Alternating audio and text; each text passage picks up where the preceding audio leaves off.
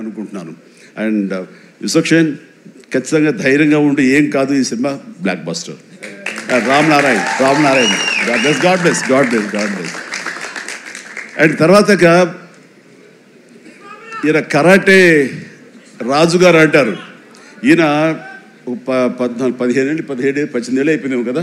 ఆ టైంలో నాతో పరిచయం, ప్రజారాజ్యంలో ఆయన ఉండి ఆయన ఒక రాజకీయగా జై జనసేన, ప్రజారాజ్యం మారిపోయింది.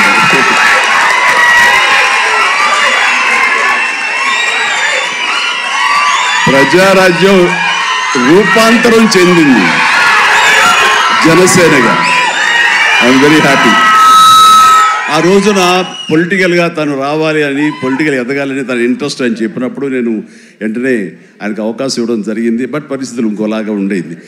అలాగే అప్పటి నుంచి నాతోటి సత్సంబంధాలు ఏర్పరచుకున్నాడు. వాళ్ళ అబ్బాయి ఇట్లా సినిమాలోకి వస్తాడు అని కూడా చెప్పాడు. నేను వాళ్ళ ఇంటికి వచ్చినప్పుడు ఏదో పూజకు వచ్చాను ఒకసారి, అయ్యప్ప పూజకు వచ్చినప్పుడు. చాలా చిన్నవాడు అనుకుంటా విశ్వక్షేణ్.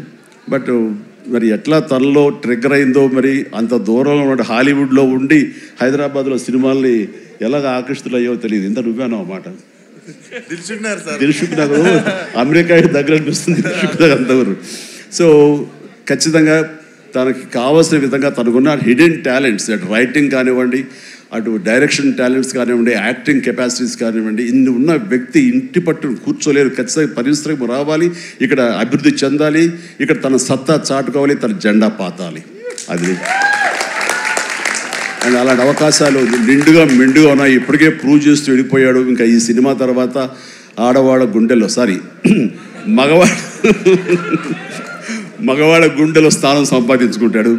కొంచెం ప్రౌడ్గా అనిపిస్తాడు. కాబట్టి నాలాంటి కూడా కొంచెం అలా చూసే అవకాశాలు ఉన్నాయి.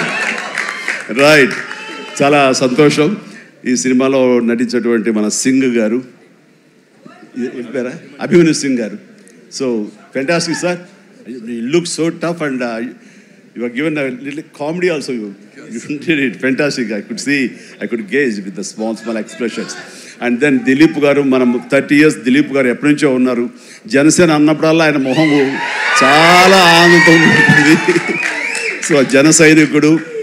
అండ్ పృథ్వీ గారికి, అలాగే మా పాత స్నేహితుడు ఆ పృథ్వీ గారికి కూడా నేను మనస్ఫూర్తిగా నా అభినందనలు తెలియజేస్తున్నాను. అండ్